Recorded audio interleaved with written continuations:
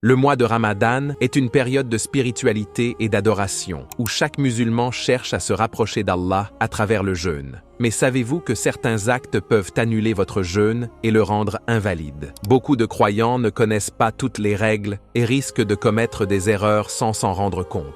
Dans cette vidéo, nous allons voir les actions qui annulent le jeûne selon les enseignements de l'islam.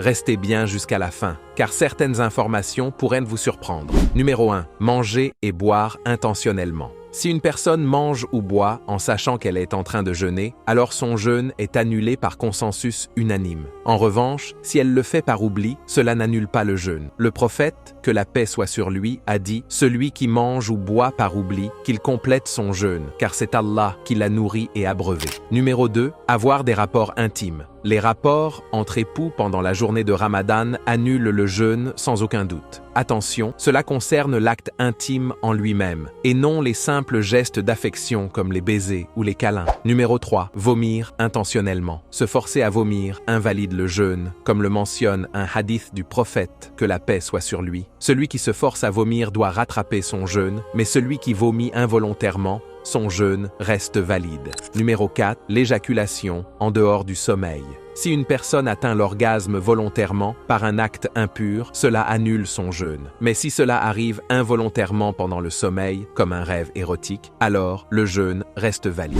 Numéro 5. Rompre son jeûne avant l'heure par erreur. Imaginons que vous pensiez que l'heure de l'iftar est arrivée et que vous mangiez, mais qu'en réalité, il restait encore quelques minutes avant le coucher du soleil. Dans ce cas, la majorité des savants disent que votre jeûne est annulé, mais vous n'êtes pas pécheur, car c'est une erreur involontaire. Vous devrez simplement rattraper cette journée. Numéro 6. Manger après l'aube en pensant que le fajr n'a pas encore commencé. Si une personne pense qu'il lui reste encore du temps avant l'appel à la prière du fajr et qu'elle mange, mais qu'elle réalise ensuite que le fajr a déjà commencé, alors son jeûne reste valide selon la majorité des savants. Numéro 7. Les injections nourrissantes. Les injections médicales en général ne rompent pas le jeûne, sauf celles qui nourrissent le corps, comme les perfusions de glucose ou autres substances énergétiques. La grande expiation, kafara. Si une personne mange ou boit intentionnellement pendant le Ramadan, elle devra rattraper la journée manquée. Mais il existe un cas plus grave qui impose non seulement un rattrapage, mais aussi une expiation sévère, les rapports intimes en plein jour de Ramadan, sans excuse valable. Dans ce cas, la personne doit 1. Libérer un esclave, ce qui est impossible aujourd'hui.